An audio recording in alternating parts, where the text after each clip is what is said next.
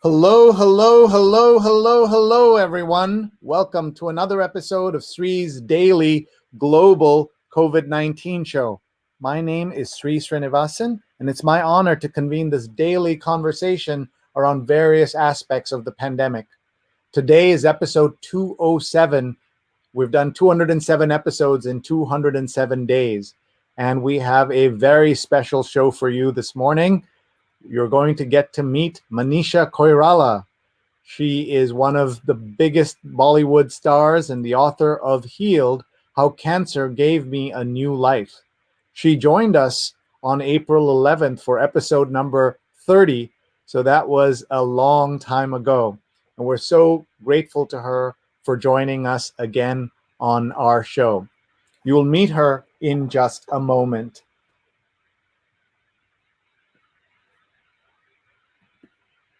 We will bring you Manisha Koirala in just a moment. In the meantime, just want to say hello to all of you and thank you all for being here. I'm Sree. I'm the Marshall Loeb Visiting Professor of Digital Innovation at Stony Brook School of Journalism and the co-founder of Digimentors, a social, digital, and virtual events consulting company. Our motto, don't cancel your events without talking to us. We can help you with virtual events. We've done events for 50 people and events for 100,000 people.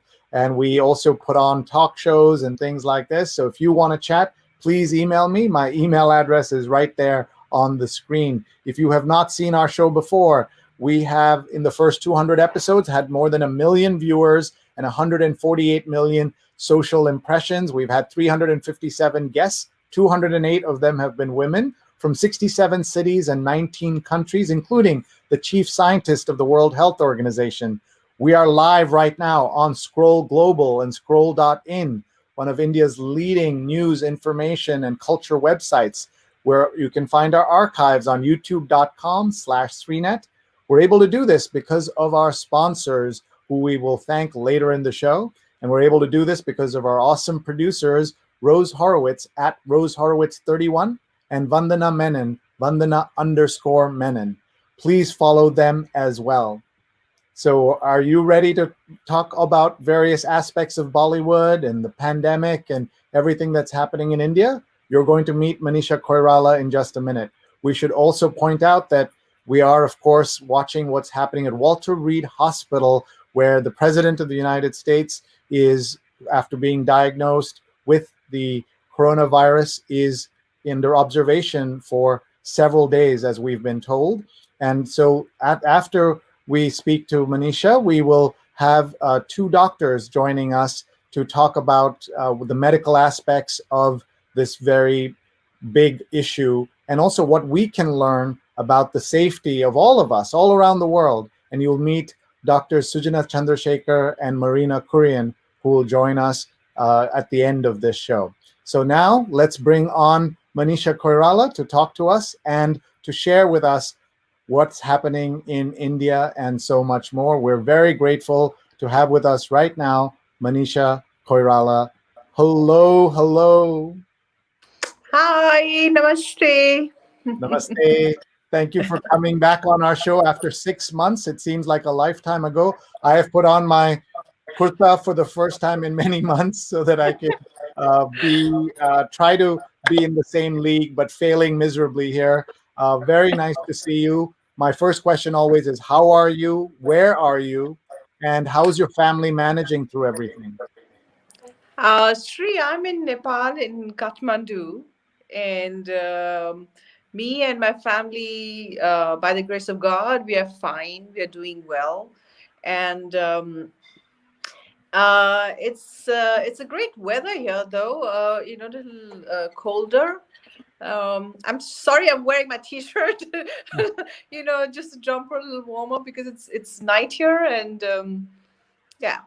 Oh, no, that's But great. I'm so glad to talk to you after five months, right? Yeah, We almost 6 months now, because you came on episode number 30 and now we're at episode number 207. So it's just incredible Wow. how much time has passed. When we spoke back then, we had no idea how long the lockdowns were going to be. So tell us a little bit about Nepal, what's been happening there, so that we get a sense of the situation. Yeah, I in Nepal actually the COVID situation started pretty slow, and it the rate of the infection was pretty low when I got in here. I came here in June, early June, on the 2nd of June, I think, and there weren't too many cases that time, but slowly and steadily it's spreading and it's getting really serious. Most of some of my family members have been infected by it, and some of them have recovered already. So I think it's slightly worrisome situation. Um, but I feel, at least for me and my parents, it was good to come here, um, because of the environment, because of the weather, because the support system. So I'm glad I'm here, Yeah, in a well, way. Yeah. yeah, always good to be home. We should point out that you, because of your work, you split your time between Kathmandu and Mumbai. And what are Yeah. you hearing about Mumbai and your friends and family there? Yeah, actually, luckily, by the grace of God, my friends are fine. But of course, like I'm in constant touch with my friends and my staff and the people that I worked with, and um, I feel it's really scary. It's very scary times, and everybody is trying to do their best in a given circumstance, um, not to get the virus and be safe and still be useful and still be functioning at some level, because how much can you be just locked in an apartment? It's tough. It, So well, and I think the toughest part is the uncertainty of how long it's going to last, how long one will be confined in an apartment and in the house. That's probably is more unsettling. and so confusing for people also, right? And your own family, you said in Nepal, some of them got the virus. Uh, what is this level of use of masks and all of that in the country? Is that better? You've seen the horrible stories about America where so many people don't wear masks and think it's a hoax and all of that. Actually, we all were very surprised. We are surprised by what's happening in America, and um, the last was the presidential debate that we got to witness. But anyways, um, what I just want to say is I think this part of the world also, I feel, chalta hai attitude is there, and until unless one gets really impacted with it, we are not that disciplined people, I feel. Even in Nepal, though whenever I've stepped out, like I go for my morning walks, and there are times I have to buy the foods and stuff like that, and people are wearing masks.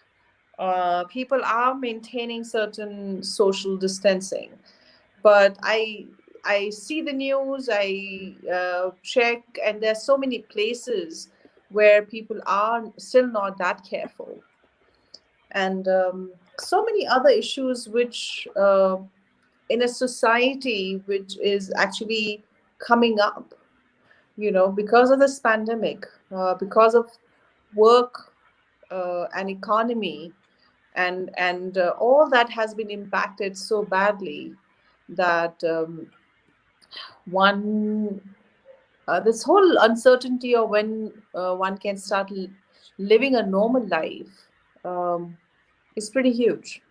And that's why there is so much concern. And we can see the number of confirmed cases and deaths. Nepal, of course, is a smaller country in population, but so the people there are so wonderful, and we our hearts go out to everyone who has been affected all over the world. You're actually our first guest who's in Nepal. So we've talked to people from lots of other countries, but first time someone in Nepal. When you joined us last time, you were in Mumbai. Well, let me ask you, what have you learned about yourself during these 6 months? How have you changed as a person? Sri, I feel for me, cancer taught me a huge deal. Going through cancer actually was a huge wake up call for me. So now I'm actually I'm kind of tuned in to somehow survive this phase as well. In the sense, um, I know the triggers. I know the things that I need to do to keep up with these tough challenges and with tough situations. So, it's really important for me to be physically active. So I immerse myself either in walking or gardening or something which will really tire me out. Um, I love understanding about spirituality and science together, and so I do these courses on and off. I love communication. I love talking to, so that's the reason I'm talking to you, and through you, many other people, my fans and people. So I guess one has to be creative. And one has to know what really is your trigger point. What are the things that you could do to make the best of the situation, and not get slumbered in depression or sadness. Mind you, I do go through that. I have a tendency to worry a lot, and most of the cancer patient, all of us have this tendency to worry whenever there's something little bit also happens. We kind of it's little larger for us. um, but also the survival instinct kicks in, and we stumble upon doing the right thing for us, for ourselves and our surroundings. Well, it's so important.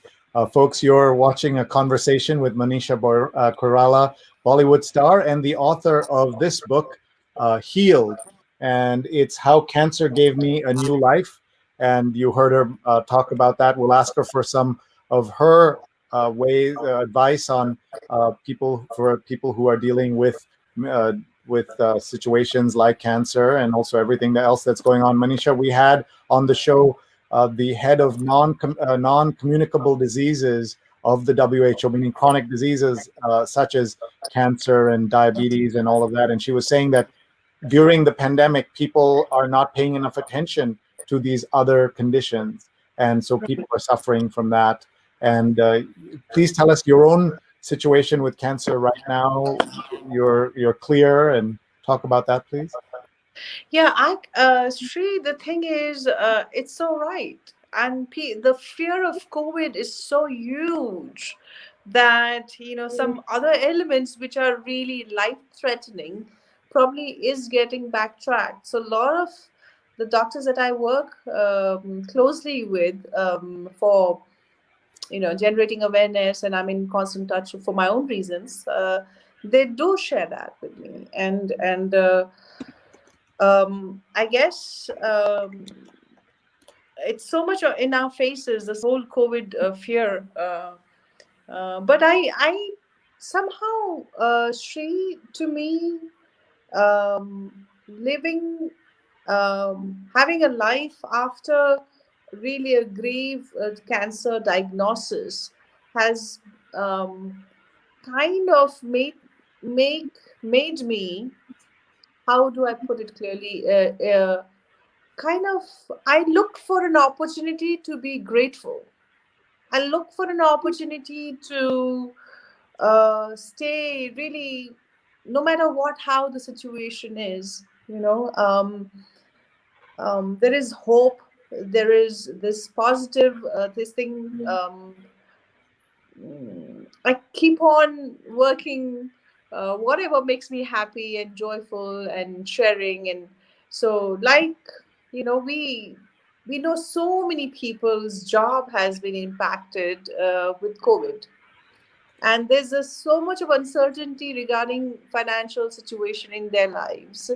So we are blessed. At least there is a house, there is food. My family are fine. My parents are, touch wood, they're okay, and stuff like that.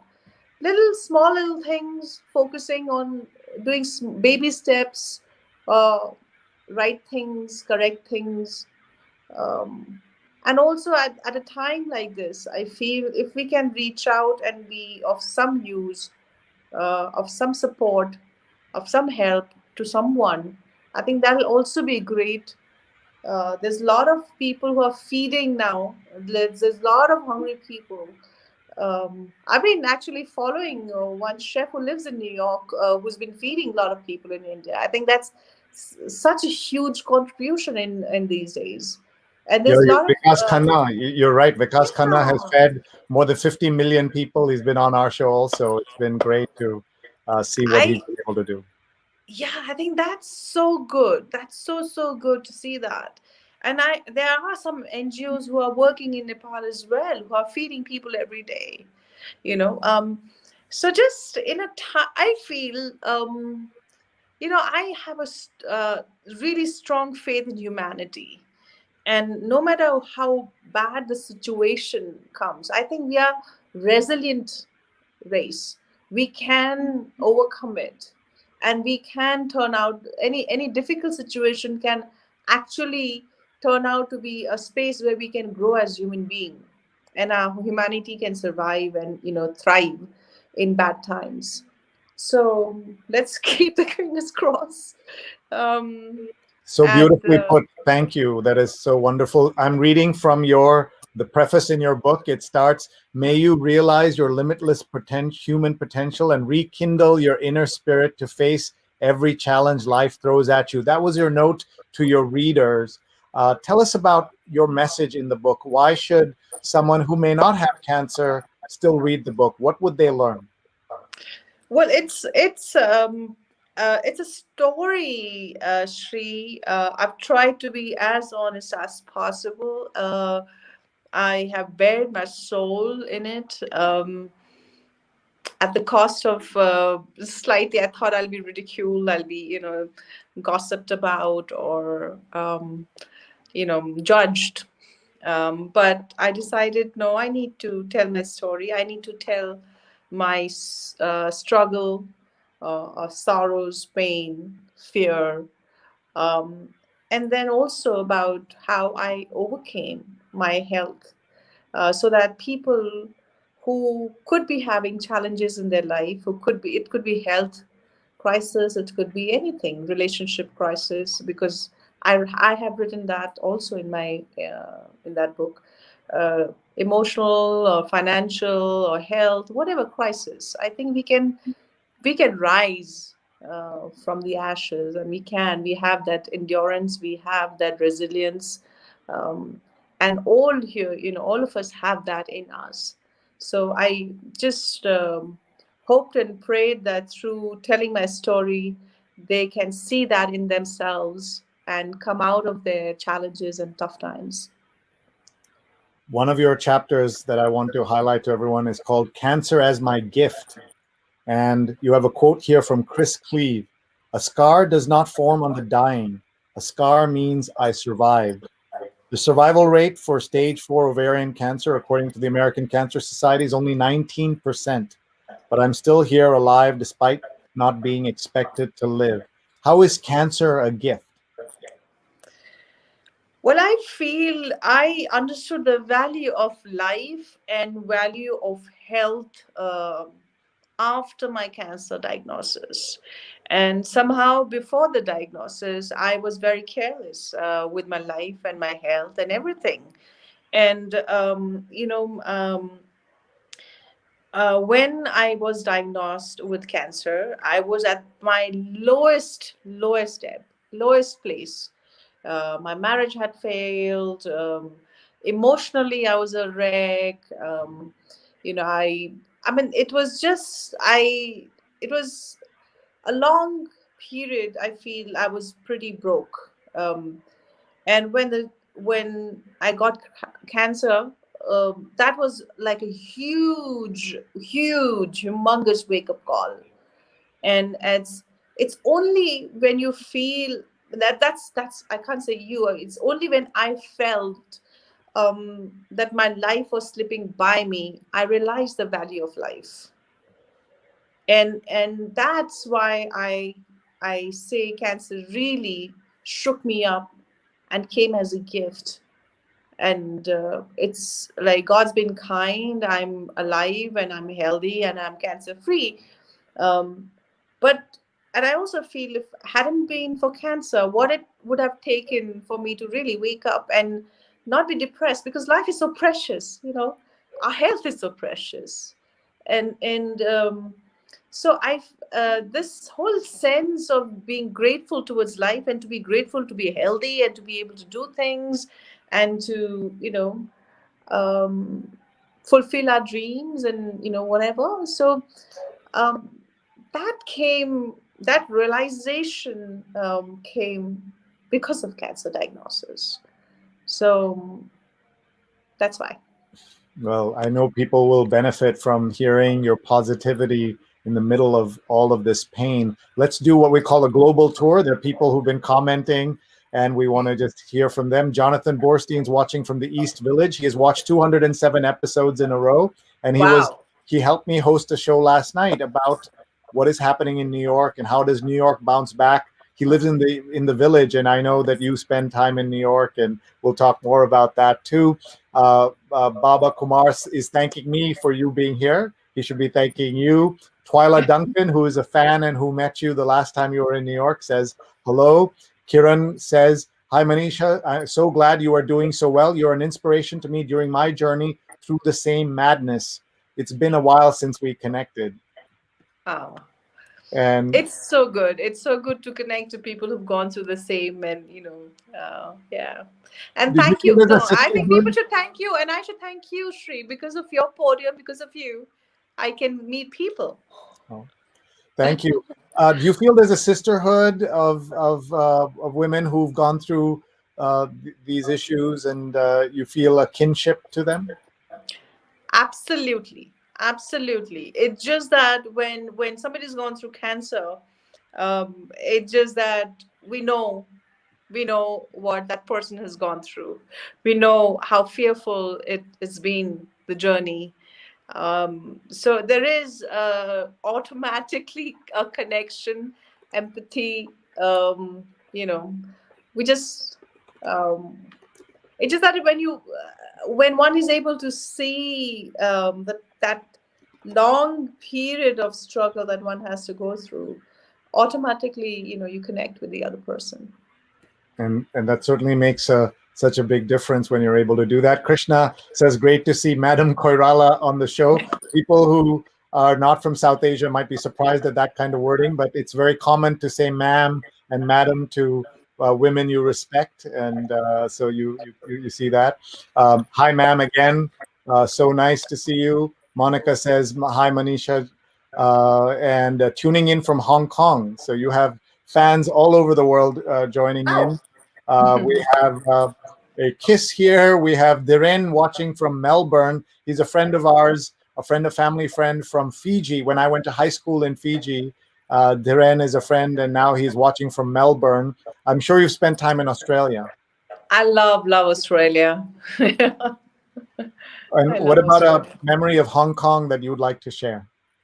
Well, I actually I went a year back or 2 years back. I went to Hong Kong with my book, with Jaipur Literature Festival, and they did a event there, and I had a wonderful evening with people reading my book, and then we went out for dinner. Unfortunately, I was there only for 2 nights, and but I also did a film many years back called Company. We shot kind of a sequence in Hong Kong. So yeah, there's been really nice, great memories in Hong Kong. That's great to hear. Yeah. For those of us who only know Bollywood by watching it on film, it all seems so glamorous. The way you travel from one place to another and all of that.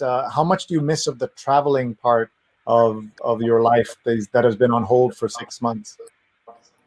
Well, I love traveling. I love traveling, and not only for my work. Of course, work and travel will be most welcome, but otherwise too. I'm a gypsy at heart, and I love visiting different places, different or some of my favorite places.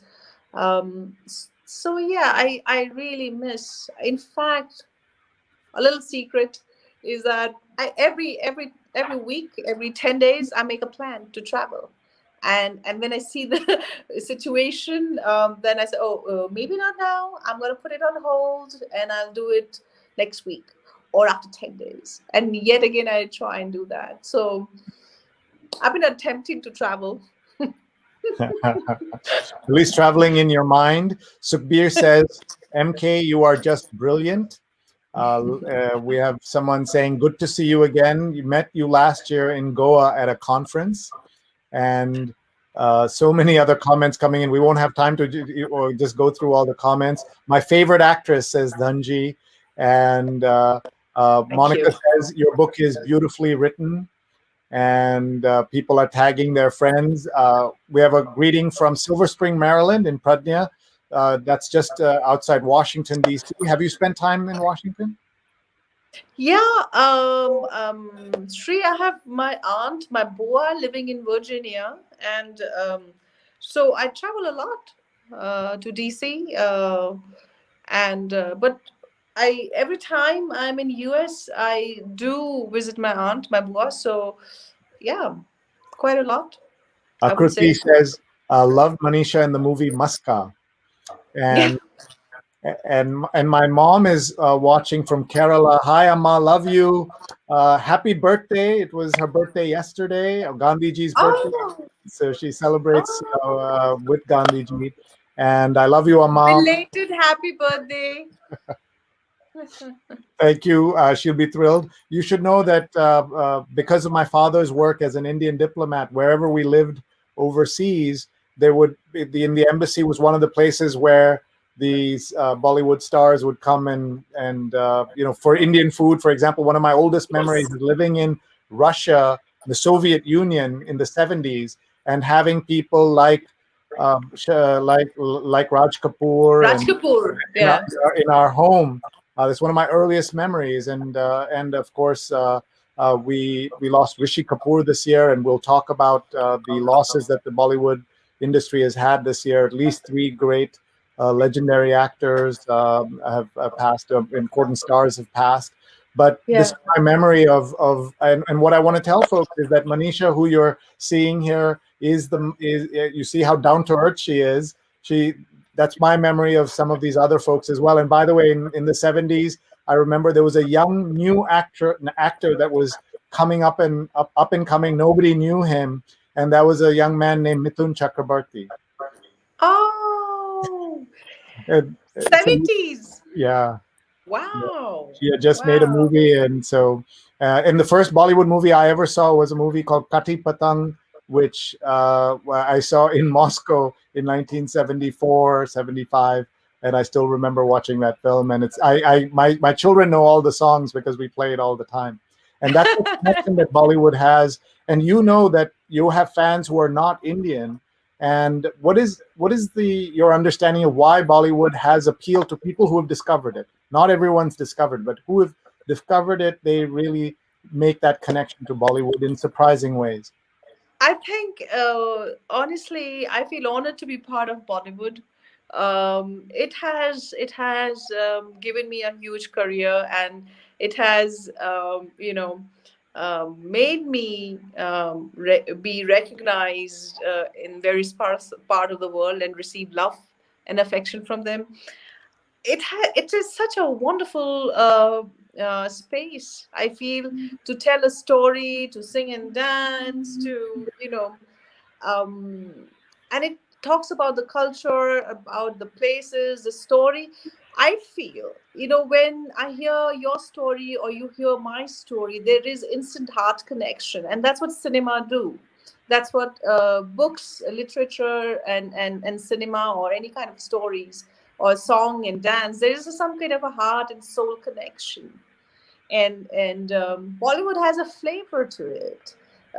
People love that, and it has really. I feel it's India is one of the biggest, nicest gift to the world, and I feel so honored that I'm part of that, and to receive so many people's love and affection, to see that. Our films, our work, this thing gets appreciated across the globe. It's a wonderful feeling. And Akruti says, such an incredible actor, and thank you for having her on the show. Thanks to her for being here with us. Apollo's watching from New Jersey, from Montclair, New Jersey. And Pradnya says, she's so amazing. And there's just so many great comments coming in. Ashok, who's watching from Kerala, says, I too went through a very difficult phase of my life. I lost my wife this year, and then COVID positive with him and his daughter in August. So, but now I'm doing fine and doing well. He says, I'm reading, listening to music, and cooking. What are you doing to keep busy? Gardening. So, yesterday I went to do my manicure and pedicure, and I was thinking they're gonna just get dirty very soon because I'm all the time touching, and I'm in the ground, and I love that. I'm putting up these fruit trees and some new flowers, and I work with my gardener. So I love that, and I go for my walks with my friend. So there's a lovely conversation. We go on to the nurseries and check the plants, and I mean, of course, maintaining all the safety and security and blah blah blah. But yeah, I think watching movies with family, doing my online courses, which I enjoy. Nowadays I'm doing this Dr. Joe Dispenza course, which is really excellent. This is my kind of place where I really spend hours, um, spending time with my parents, my brother's family, my friends, and looking after the dogs, looking after my house. At times I will cook, but my parents are very finicky about really dal chawal and lots of this thing, and I like to cook pastas and some you know dishes like that, so I keep in mind who's eating my food. Yeah, I mean, various things. One finds ways to keep ourselves happy and engaged, and be useful and grow. I think these are the things which is really, at the end of the day, if we are learning something new, and if we are engaged in something which is soulful, and we are in flow, um, and there is a heart connection, soul connection, and then you're healthy as well. So all that. Twyla asked, before Manisha's diagnosis and openness about ovarian cancer, did Nepalese women discuss it openly? No, I think cancer is such a taboo topic, and slowly people are getting out and speaking up. And actually, getting out and speaking is really necessary because we need people to not have this. There's a lot of what do you call andavishwas? What's the term? Superstition. Misinformation, superstition, misinformation. Mhm. Um, and when things are all hushed up, it's projected as something else which is not true. So when you step out and speak, you tell your story, you share your story, you share other people's learnings. The society becomes more open, more accepting, more kinder, compassionate. So I feel we all need to kind of start doing that in every sphere, not only in cancer diagnosis, but by and large, trusting the other person to be human enough to understand your pain rather than getting ridiculed by it. Thank you. That's such an important message. Thank you. Rosilia says hello from Rosala. Sorry, says hello from Alexandria, Virginia. So she's watching, and we were at her home just last year, and that seems so long ago when we could be mixing with other people and going to friends' houses. Vikas says great to hear you virtually also, and uh, and we're just talking. We're there's so many comments coming in. uh, Chun is very proud that you're a Nepali, because obviously people think you're Indian because you made it in Bollywood, one of the most difficult industries in the world. But he's pointing out that you are in fact Nepali, uh, and lots of other comments also coming in. I spent Cherry, who's from Kerala, says I spent 4 years of my childhood in Nepal. Great country, and my mom says thank you to you, and Ah, uh, eh, and there's so many other comments coming in. Pradnya says, "Come visit us next time you visit your bua." yes, of course, of course. Nikhil says, "Getting to know the person behind the actor," which is beautiful to hear. Ron's watching from Dubai. I love traveling as well. Tell us about Dubai and your connection to it. Well, I visited. I haven't visited Dubai recently, uh, but it's a big, huge metropolitan country, and it has huge seven-star hotels, and yeah, a lot of my friends love going to Dubai and do shopping, and having just short holidays and come back, and. Yeah, I remember going there for a film shoot. Um, I've taken my parents, my best friend. Um, yeah, Great. being an actor, we get to travel, which is like really one of the best part, besides so many other aspects. Ashok says, "Welcome to Kerala after the crisis is over with your book." And Would love it. Would love it. In fact, I was meant to be going to the Kerala Literature Festival, and I could not. And I'm really kicked. I love Kerala. I think the backwaters and the Ayurveda, and yay, you guys you're blessed with so much. Folks, we're talking to Manisha Koirala, the author of this book, Healed. And I want to read just the back of the book. It says, "The fear of being abandoned had chased me all my life. This fear, however, was unlike anything I'd experienced before. It was the fear of being abandoned by life itself." And you write about so many things that I don't think any Bollywood actress would be comfortable sharing, including photographs of yourself after the cancer treatment, where we all know what it does to one's Yeah. appearance and all of that. How did you find the strength to talk about it and share it? As you know, in our community, the South Asian community, looks are everything. What appearances are everything. Log kya kahenge? What will people say? Those are the things that worry people the most. And you were able to share that. I'm sure doctors were very grateful that you were able to be so open and help people in your journey. Yeah, Sri, I went through my own struggle of uncertainty, my own struggle of fear of being judged and ridiculed, and I had my fair share of that. My earlier on career, I've had bad press times, and so that fear lingered on. And it manifested in terms of the how I was looking, and I was so the constant fear was people will say hi, क्या दिखती है, क्या क्या कैसी थी और कैसी हो गई, all things like that. I was so filled with so much of fear. But slowly, what I also started noticing was that people were not that judgmental. People were very kind, and at least on my face, and that's what I started experiencing and seeing, that people um, were very compassionate.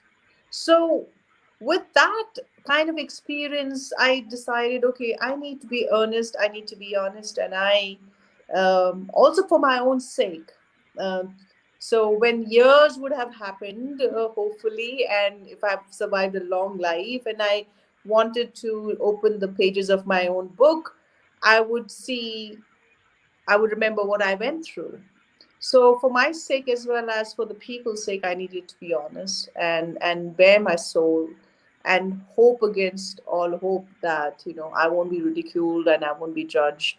And a part of me said, oh, even if I was judged, it's probably people, a small amount of people, but by and large, um, I somehow prayed and hoped that people would welcome, um, understand rather.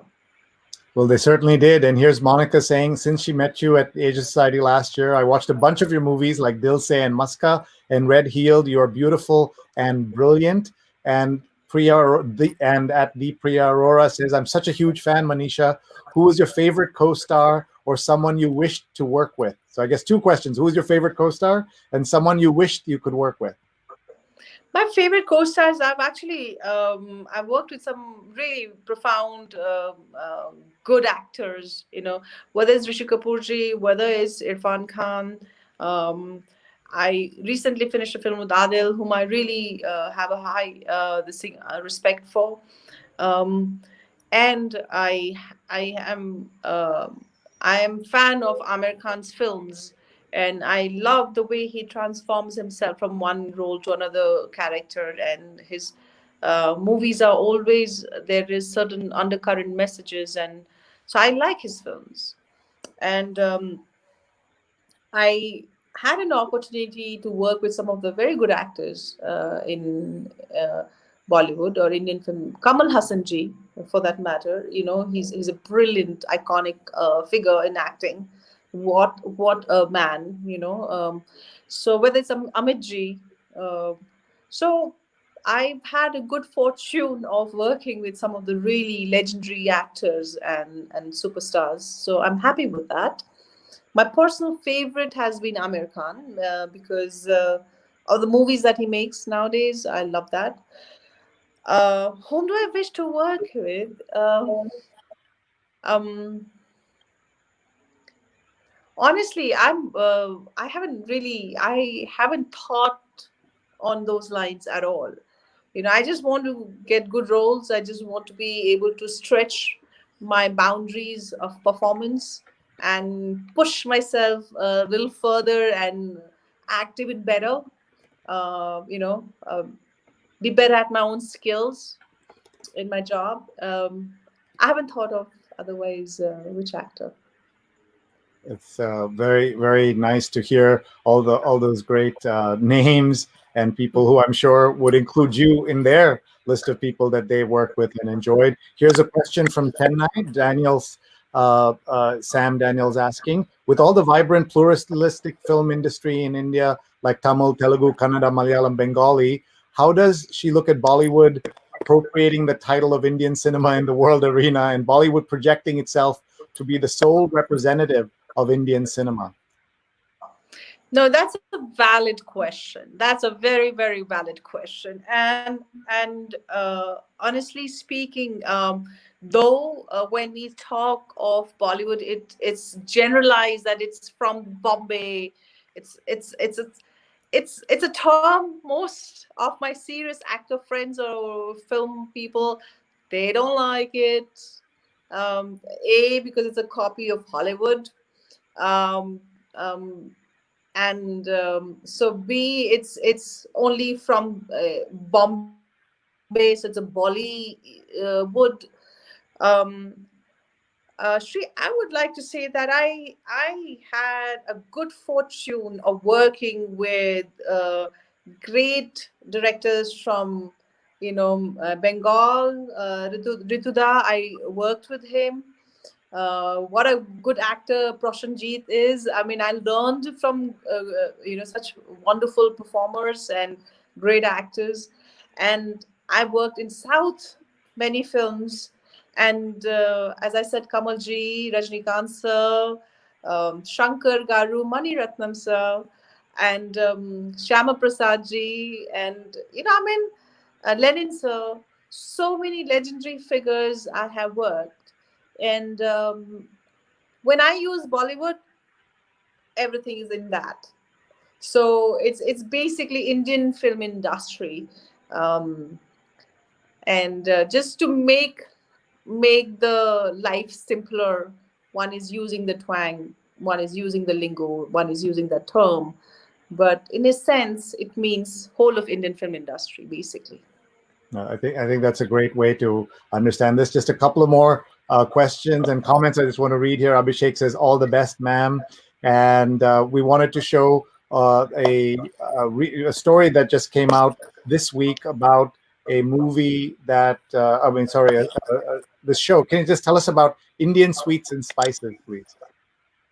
Yes, that's a movie I'm really excited about.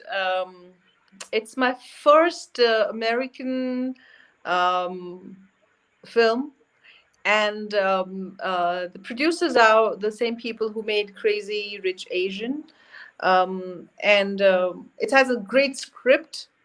It's directed by Geeta, who lives in LA, and she her script got awarded, and that's how the film is being made.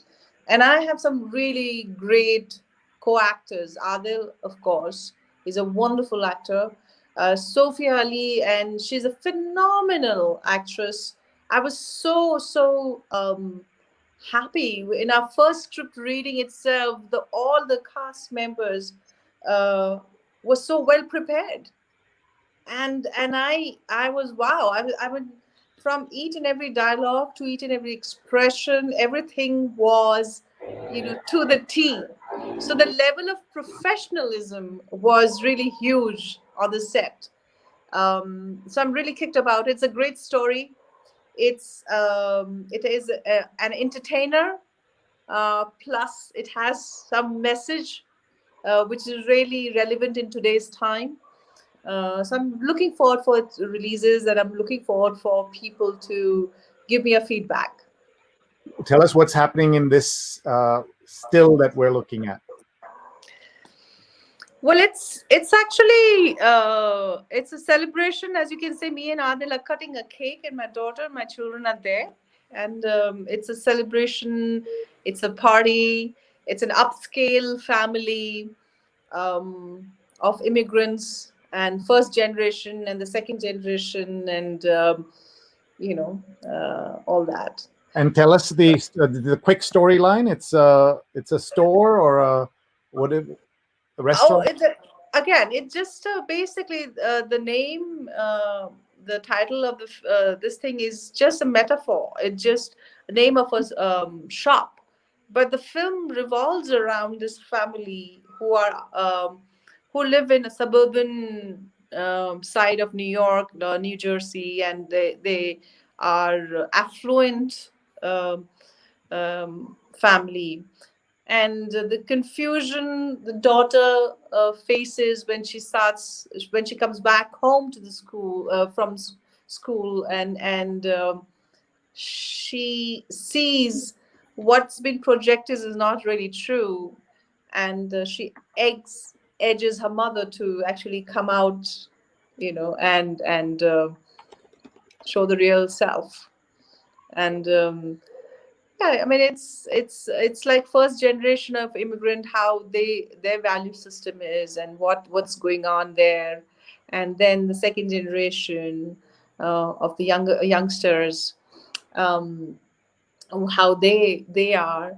So I think it'll be very very relatable. Plus, it's not only a Gyan film; it's an entertainer. It's light-hearted as well. It has a lot of humor and a good message as well. Yeah. Well, we look forward to seeing that film and learning more about it. I presume it'll be out in a few months or so, depending on everything's upended here also, as you know, and that's made it very very complicated. I saw a big movie has just announced they're going straight to HBO Max and bypassing the theaters completely because of the situation. So Yeah. before you go, we wanted to just tell everyone that we're going to give you a chance to give us some final thoughts. But before that, want to tell everyone that we're going to be joined in a minute by two of my friends who are surgeons in New York who have been guiding us about what's happening with COVID all of these months in the US. And they have their own show called She's on Call. And that show is on Sundays at 11 a.m. Eastern Time. And Dr. Sujana Chandrasekhar and Dr. Marina Korean will be with us in a moment. And tomorrow they have a vascular radiologist and a diagnostic radiologist. It's all about radiology, but of course, so much more. It's also Breast Cancer Awareness Month. So that's the topic that they're going to be tackling tomorrow at 11 a.m. on She's on Call on Facebook, Twitter, and YouTube. So everyone, please watch that tomorrow, but they'll be joining us here in a minute. So I also want them to say hi to you, because last year, when you were in New York, we had a dinner party, as you will remember, Manisha. And what a wonderful host you are. well, this is the photo from that event, and we can, if everyone's looking, you're right in the middle there behind me. I'm on the floor with my wife, Rupa. She's the real amazing host. And in this photo, this is a party we threw together with less than 24 hours notice. And we thought, okay, maybe a few people come. Everybody I know wanted to come and meet you. And on the extreme left in the black top is Dr. Marina Korean, who was there. So she's now going to join us to say hello to you. And then we'll give you a chance to give us some final thoughts as well. So let me bring on our doctor friends. Here's Sujana and here's Marina. Hi, folks. Hi. Hi. Hey. Hi. So nice to see you, Manisha. Good to see you again. I like that you remembered me. Thank you, Sujana. Well, you had a shiny shirt today, so I like it. I wore this for Manisha because if you're going to talk to a Bollywood star, you've got to put on your kurta at the very, very minimum. And Marina, you got to say hello last year as well in person. So exciting. I love, when you said that you threw a party together in 24 hours, I'm like, yes, Indian sweets and spices. This is tying in with Manisha's film, which I'm so excited to see. That's going to be a fantastic movie. And so yeah. Again. I should point out that I would have pointed out that I asked Manisha what should we serve, and she asked for Thai food, and we had Thai catered food that night. It was amazing, and those are some of the things we miss so much in this new world. And we asked our doctor friends to come on to talk about what's happening with coronavirus, especially with the news about the president. But since the four of us are together here for a moment, if the two doctors want to ask or say anything to Manisha, or Manisha, if you want to just say hello to two doctors, because I know your diagnosis and treatment, a lot of that happened in America, and you made lots of American medical friends. So if you want to, maybe we'll start with you talking to them for just a minute, and I'll step out of the way. Hey. Hi. So, first of all, really hats off to your profession. And, I know so many who are out there serving and got infected and got this thing. So hats off, my huge respect to your profession of saving lives, Thank you. But you've done even a greater service, especially using your platform to talk about your diagnosis, your treatment, and and really educating. And I think that is incredibly valuable to so many people who have fears about being evaluated or discussing their diagnosis. I think that mind-body connection that you've brought out in your book is so important, because my father had cancer many, many years ago, 23 years ago, and he is fine. But when he was in the hospital, he's also an ENT surgeon. So we, doctors have a very weird and macabre look on life. And I said to him, Appa, you and I have taken care of cancer patients, and the guy in bed A lives and the guy in bed B does not do well. And what's the difference? And the difference is that mind-body connection, is that attitude. And it's the determination to survive and then to find that joy in surviving and living and continuing to be part of your family, be part of society, give back. And I think you have really brought that out in a way doctors can't. It's a journey you took, and to share that journey with us is incredible. Well, thank you so much. I am humbled by your praises. I don't know if I deserve that, but thank you. Yeah, I feel the joy of living and wanting to live a healthy life and trying to do right, no matter how grave the situation is, and really pushing oneself to take the correct step forward is the key.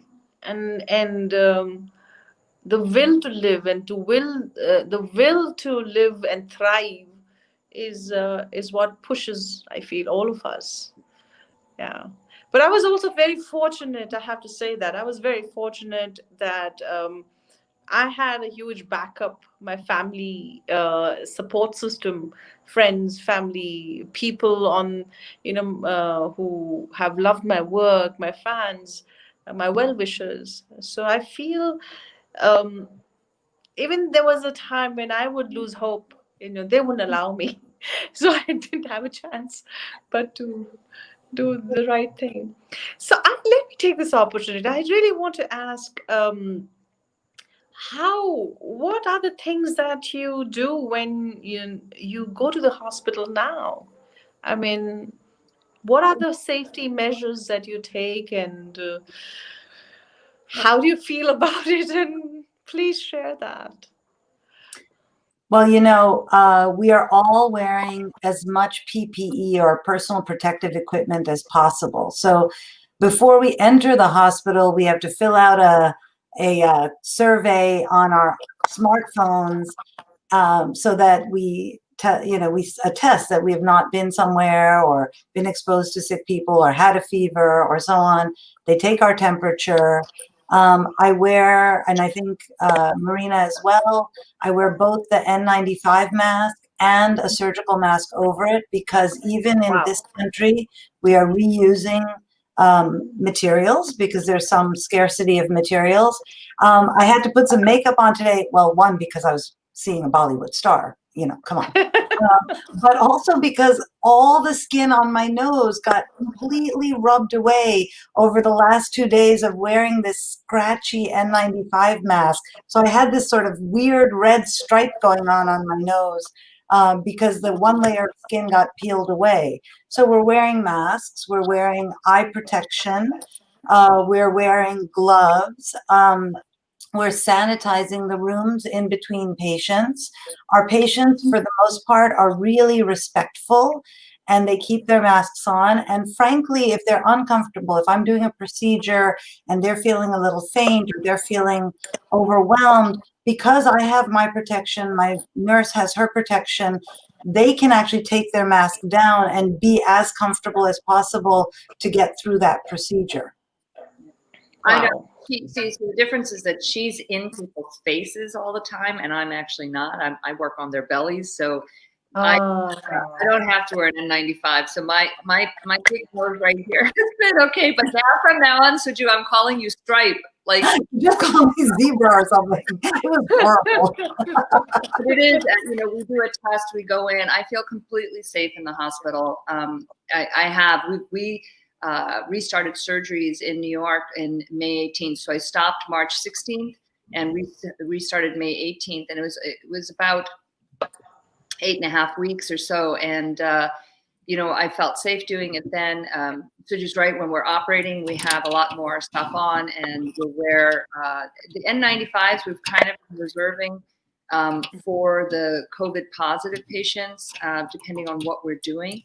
But there's different protocols at every institution. And I think it also has a lot to do with which part of the country you're in and how many patients you're seeing that are coming through and having issues. So for the most part, once, we identified what we needed to do to protect, the health force, we've seen many of the centers saying that they have seen a strong reduction in the numbers of COVID positive healthcare workers. So that's been good, and that gives me in this disease that we don't really know how best to treat, how to fully protect everyone, and while we're still waiting for vaccines, et cetera, it's nice to know that some of our measures are making a difference. Yeah, what are the this thing about vaccines? I mean, are they? We don't really know, right? Well, we're not there with a COVID vaccine yet. We're getting there, and there's different phases of trials. So phase 1 just looks to make sure it's safe. So we're not doing something that's going to harm people. Phase 2 is a smaller group of people to see if it's effective. So to see if somebody can be prevented from getting the disease by taking the vaccine. And that seems to be holding out for several of the vaccines that have been tried. Now, phase 3 is a much larger cohort of people.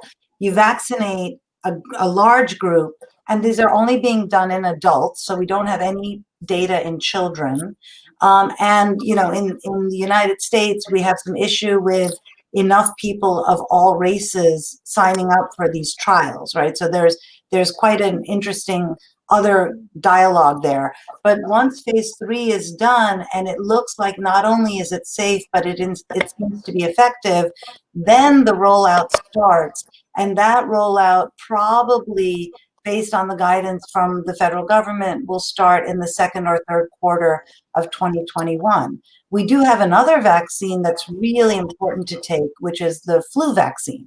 So we don't want you to get flu and COVID at the same time, because that's a real double hit on your respiratory system and on your body.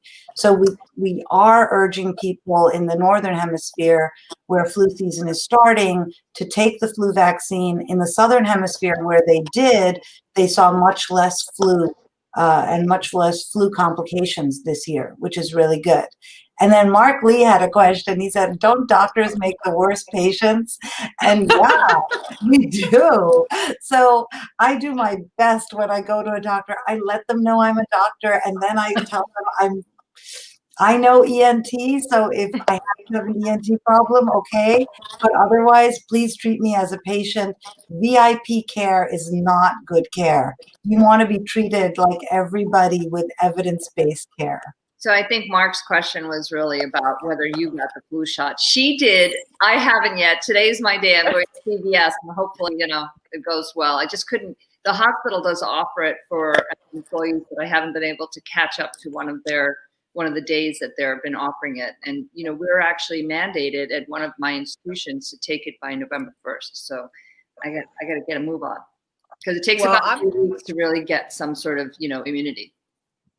What are your theories about keeping having your daily doses of vitamins and vitamin C and vitamin D and all that?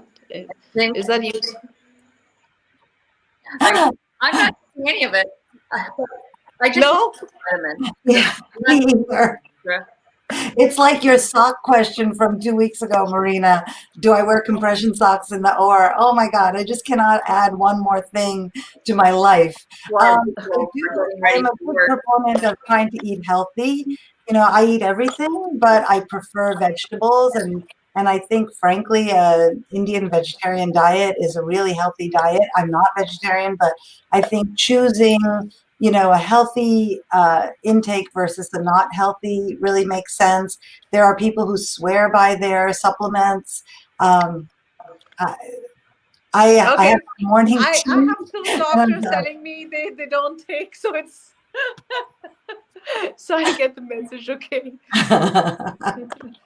Eat healthy is the right thing, right? Eat healthy, get some exercise, think healthy. Your gardening and your walks with your friends are doing so much more for you than just messing up your manicure, right? I mean, that's really giving you that joie de vivre, that sort of mind-body connection. I agree. Absolutely. Absolutely. So So how I had did to you come back find? on. I had to come back on to just take my show back, and it suddenly Yeah, turned into. we just I, hijacked we the can go on. I can go on asking them many questions. I'm really worried now because not only do I have two great doctors who can take over my job anytime. Now, Manisha is also a great interviewer. So I'm indeed triple here. I don't come to your jobs and try to become an actor or to try to become a doctor, but you guys are taking my livelihood. But honestly, this was so great to hear you. If you don't mind just talking a little bit more, I think people will really listen and benefit from this conversation. So I'm going to step out again, and I'll go to Marina to ask Manisha a question.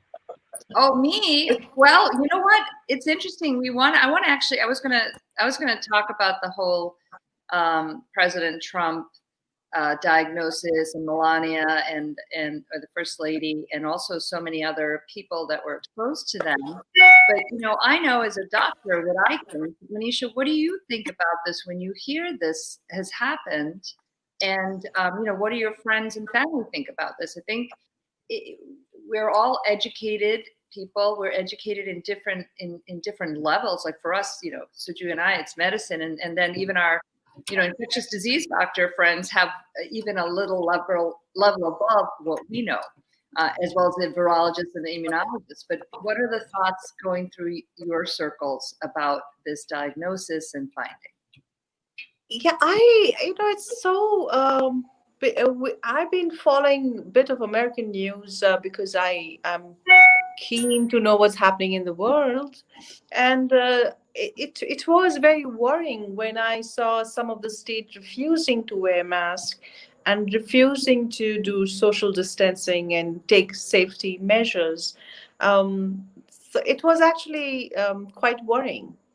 And I think at some point, it was in a short, this thing on the presidential debate also, I think Biden said to Trump, and Trump had to take out his mask and show that he was carrying the mask, and President Trump. So I don't know, I feel people still need to be really be responsible and be have this thing towards wearing a mask and maintaining a social distancing, and it just goes to show that when diseases or illness happens, it doesn't really look into whether you're a president or you're an actress or you're XYZ.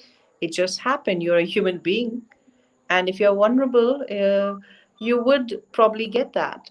So it just reminds us to be more responsible, to really take care.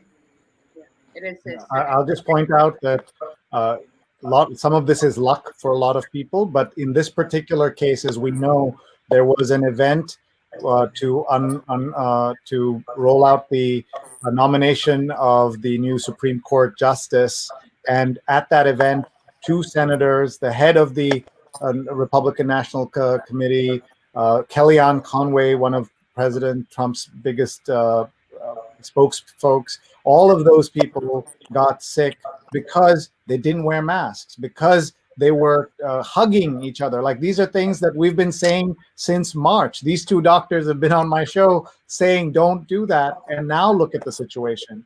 And so painful to see that this is happening right now. Go ahead, Marina. So when we talk about, there's been a lot of research looking at super spreaders and what are these super spreading events, like that one woman, patient 0 in South Korea, who infected a megachurch.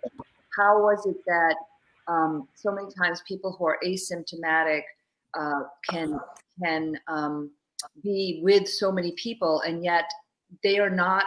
There are plenty of people who are asymptomatic but have COVID that have not infected anybody. Why is that? Like, we hear stories from our patients, where one of my patients, right after surgery, she's like, my husband just got COVID from somebody, and she, you know, banished him to the basement, and she's fresh from surgery, and I was a little bit worried, but she didn't get it. They practiced this in the house. They practiced, you know, the distancing, the quarantining, and she didn't get it. But what's interesting to me is that this was a super spreading event, and one of the things that they bring up, which is why there are no concerts and the bars aren't open, is that loud talking Not to say that there was any bluster going on at the meeting. I'm not suggesting that. But there's loud talking and cheering, and that is why this got spread. And so if they had worn the masks, it would have been better. It's still loud talking and cheering, but through a mask, there might still have been some. One of my friends called it the contagion. There was a movie, but anyway, it still could have spread some. But the super spreading event was really the cheering, the loudness, the huzzas, and the hugging. So, Julia. Yeah, I mean that super spreader event affected the head of Notre Dame University. I mean, every few minutes it seemed yesterday another case was identified. I have to say, as careful as we've been, it's easy to let your guard down. So we're wearing all this PPE, and then one of our guests last week on our show said, what happens is Lillian Abo from Florida, she's infectious disease. She said, we wear all this PPE and then we take our masks off and we all congregate in the break room to have some lunch or to have some tea. And I think I've been a little bit more cognizant of not letting my guard down in that time. It was an unfortunate type of wake-up call to stay vigilant. But I have a question for Manisha. So I have a cousin who finished dental school, practicing dentistry, and then chose her passion of being an actress. And her name is Sonali Mahimtara Sachdev, and she's in Mumbai, and she's an actress, and she just loves it. How did you break in? How did you do that dream that every little girl and boy has of being that person on the big screen? Honestly, when I think I got lucky. First few years of my career was I got chosen for me and my co-actor Vivek Mushran were totally from a non-film background, very very new. So we got a chance in our first film Saudagar, and from then on it was just like a big directors, big producers started signing on. And it when I look back, I feel first few years I didn't even know what had hit me. All I knew that I was working. I was in a role of doing a lot of hours of hard work. um, it is much later on, when I realized, when people start saying, oh, you're a good actor, I realized that I was probably bearable actor. But I joined in when I was very young, and I got into that whole thing one after the other, and it was just few years down the line I just realized, oh, okay, this is serious, this is going to be my lifelong career. Otherwise, when I was young, I was too naive to understand. There are a lot of pressures, though, especially at your level, right? In terms of being in public. I mean, we see that now in every arena. Like if you're a famous person, the expectations of you, like you want to show up in baggy sweatpants somewhere, like I'm pretty sure the media would go insane. Like, what are you doing? Manisha Koirala's lost it. Versus at least in the US, they're like, oh, look how chic it is. She's got this great, baggy sweatpants outfit on. So I think there's so many more pressures when you reach that level that to keep your focus and keep that your mind, really at peace and have the clarity of what your vision is and what you want to do, and not get bogged down by people around you and what their mandates are for you. It must have been very difficult and tricky, and you must have had some sort of soul centering either person or mantra or belief, or just belief in yourself that made you so centered. Fortunately for me, there was some, without much of effort from my conscious effort from my end, there was a part of me which was really not attached to the glamour aspect, the exterior of my job. I was more of an artist who was tuned in, and I was disconnected with that. So that's why in my early years of my career, I was never in any kind of a group or any kind of gatherings. I've been a gypsy, so it's that's my probably is my saving myself intact away from glitter. I would love my craft, as I still do. I would love my job, but I also would keep myself away from and preserve my sanity, and that is a conscious effort now. But earlier on, it was not. It was some weird organic wisdom or whatever you call it, um, kept me away from that. And pe- I feel also like I've had 3 decades of being in that Indian film industry, and earlier on, people were a little more chilled out, a little more relaxed, and little more forgiving. I guess now, because of the social media, because so much is on your face all the time, every I think the younger generation is slightly more stressed about these things than we are, and I think I just hope and pray that they also realize what it is good for, and leave what it is not really required, you know, because everything comes in such a huge, sometimes you get rattled up, you get lost in that, and you forget your identity, yourself, your true nature. Um, and I went through that grind also at some point. Um, but um, to it's a must for every artist, whether you are an actor or you are any kind of this thing, to stay in your lane, of stay focused about why you are in this profession, what is it, and not get swayed in with um, the shine. And it's just that part is very, very temporary. What will stay with oneself is your craft, and to focus on the craft rather than the outer layer. And I think that's so valid, and I know Suju has so much to say also. But someone, my husband used to say, "Don't believe your own hype," right? Like once you start believing the hype that's put around you, then you sort of are not really true to yourself. If you believe, all the superlatives and everything else, you have to be really grounded.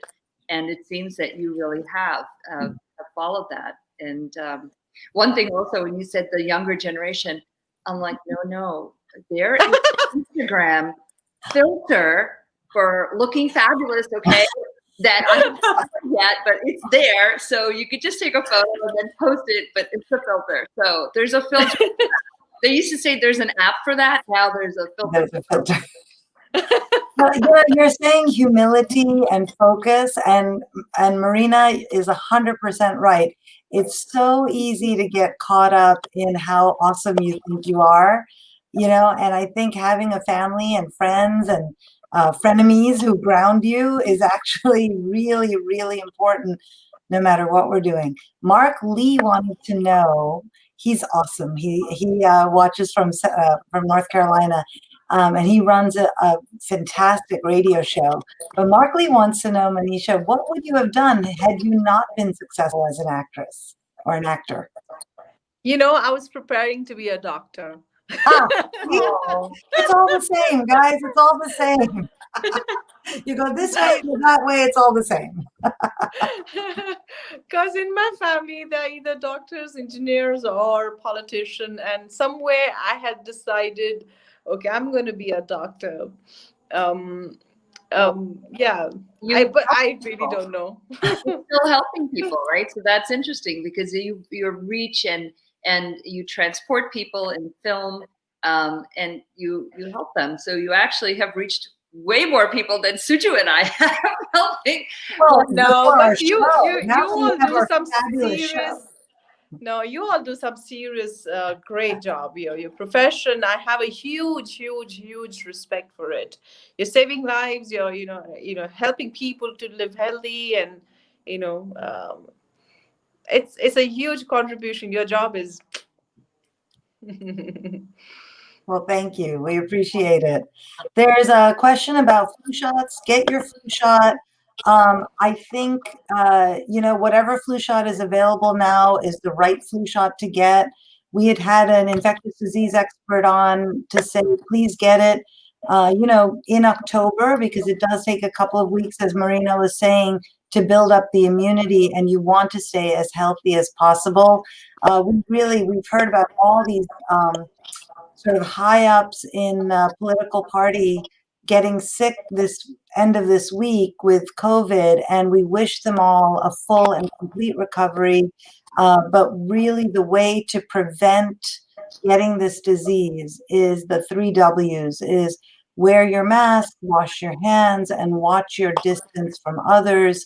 One of my neighbors put up a picture of that super spreader event in the Rose Garden next to a picture of the Spanish Honor Society reception at the back of our high school on the field with folded chairs.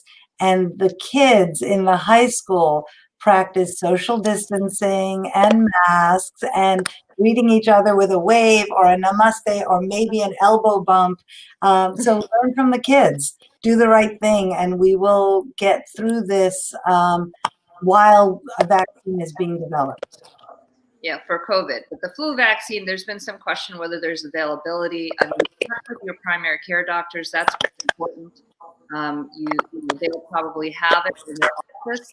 And if not, they are really tuned into who has it. Like, I'm sure if your primary care doesn't have it, they might know that there's a pharmacy that will. So checking that.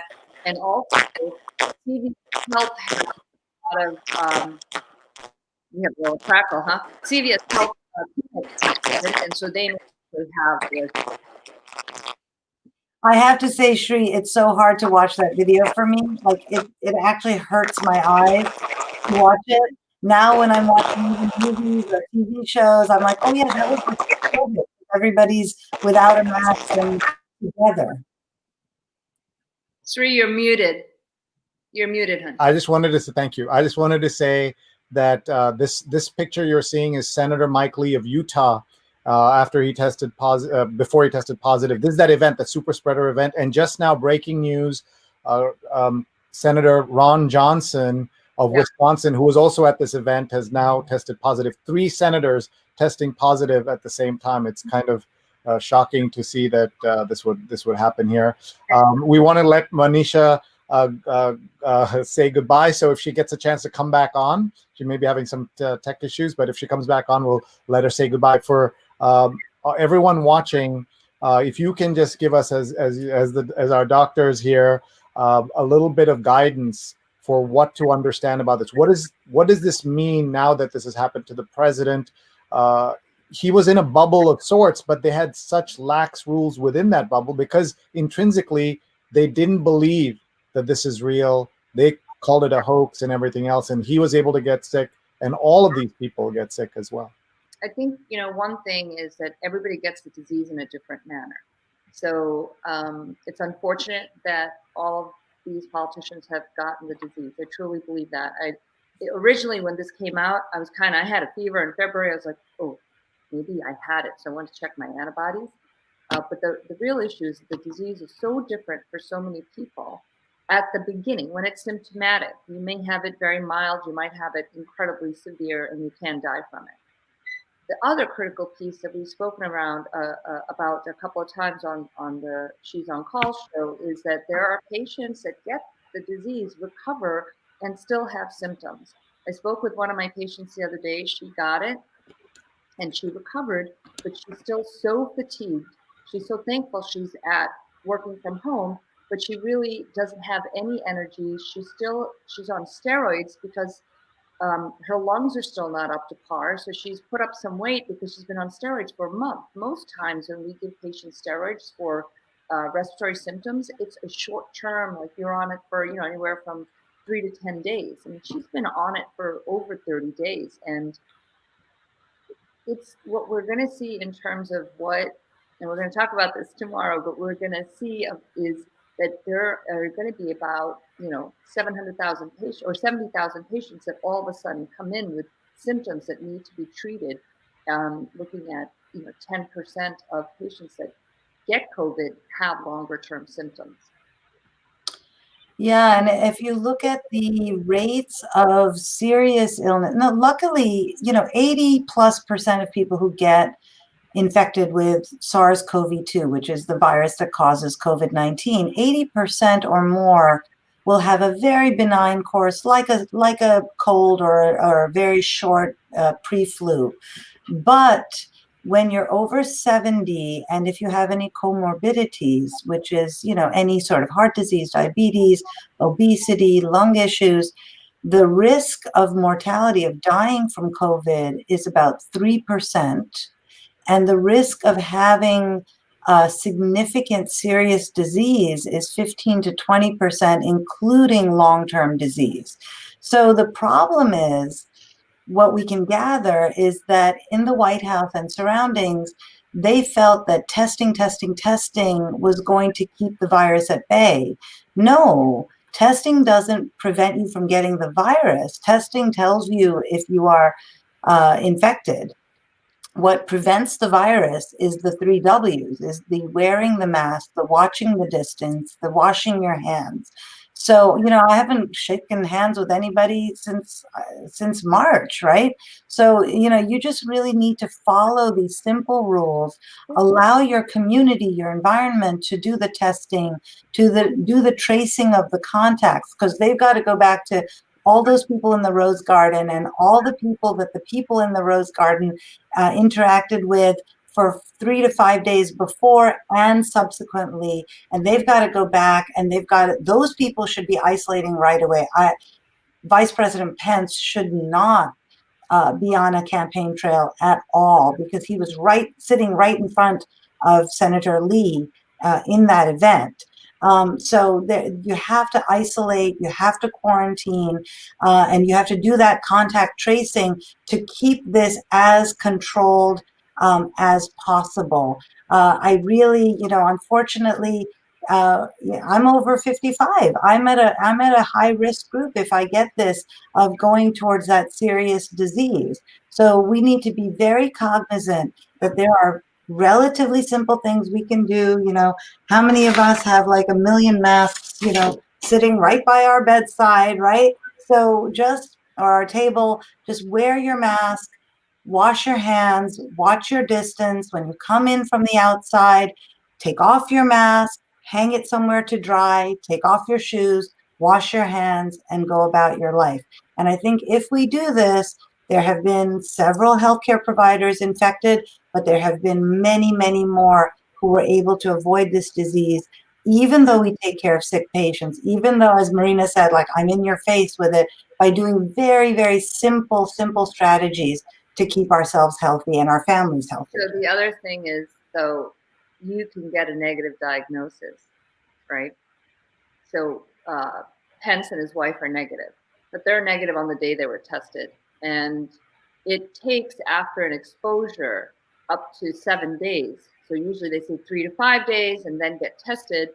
So you're only negative at that time point that you were tested. And then you can still become positive, as to Sujana's point about going to rallies and, you know, campaign tours, etc. So he's going to need to get tested again, or he may become symptomatic in 5 days, 5 to 7 days. So that's what's unclear, or he may not get it.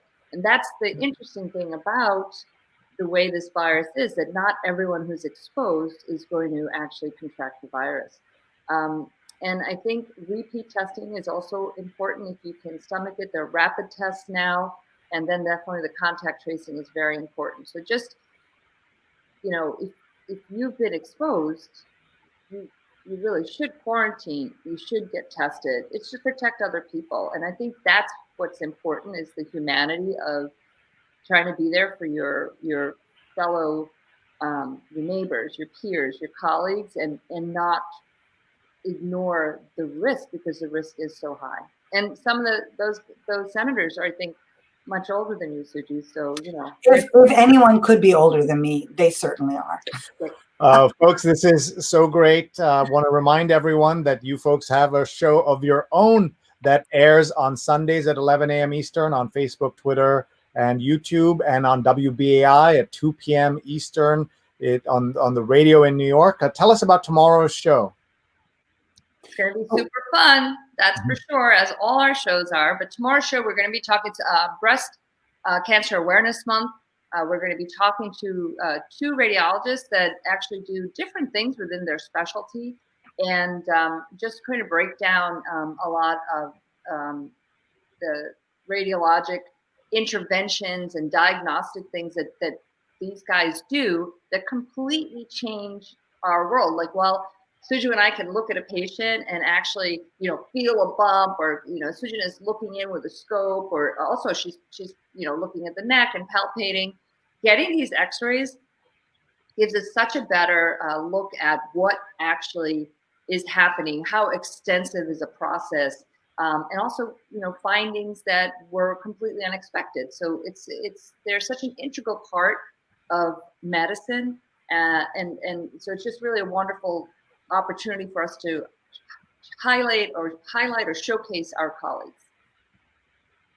That's awesome. So everyone, please tune in tomorrow, 11 a.m. Eastern time on Facebook and Twitter. Go right now and follow them on Twitter and Facebook. At She's on Call. At She's on Call, and She's on Call, and their Twitter their own individual Twitter handles, at Marina Korean and at Dr. Sujana ENT. We could go on forever, but I know you have Saturdays to get to, and so we will let you both go. Thank you very much for being here, and that was so much fun. Thank you. What a treat. Oh gosh, what a treat. Thank you. Thank you for letting us talk to Manisha. She's awesome. So thank you for coming out here on a Saturday morning, and looking forward to seeing you tomorrow, and on both of you on the show. Thanks, folks.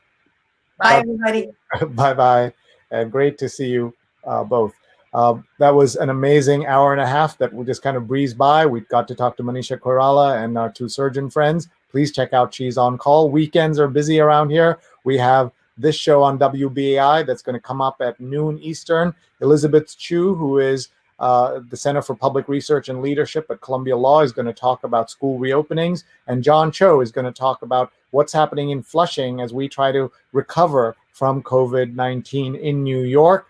And then on Sunday morning, we are so excited. Andy Rosenthal will be here. He's a former New York Times editorial page editor and just a fantastic friend of journalists and journalism and South Asia. Of the 2 people you see on the screen, only one of us was born in New Delhi, and it wasn't me. Yes, it was Andy Rosenthal. His father, Abe Rosenthal, the legendary future editor of the New York Times, managing editor, executive editor of the New York Times, was then a correspondent in India back when Andy was born. So that's going to be an amazing day. And then we're going to end it with positivity with Ruth Ratblott, who is our guest on the Sunday night show. It's an early show at 7 p.m. Eastern, because my team is doing World Teachers Day. We're doing a 24-hour live broadcast from 9 p.m. Eastern to 9 p.m. Eastern from Sunday night to Monday night Eastern time, 24 hours celebrating teachers.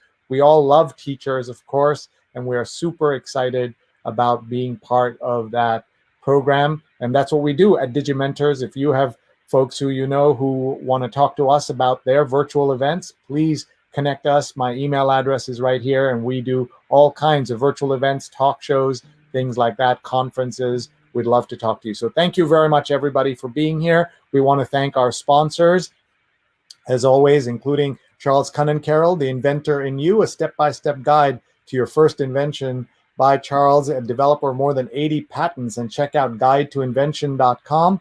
And we also want to remind you about Fundamentals of Social Media, a free on-demand certification course. Enroll today, mrac.co/social. And we also want to thank you all for being here. Thank you for your time, your energy, and your support and insights. It means so much to me. 207 days in a row. You can get my archives at youtube.com/Sreenet, or you can get a gentle WhatsApp alert every time I'm live. It is not a WhatsApp group. Please know that. It is only a WhatsApp alert. And with that, we will say goodbye to all of you. And thank you all so much for being here. We'll see you soon, everybody. Thank you and goodbye.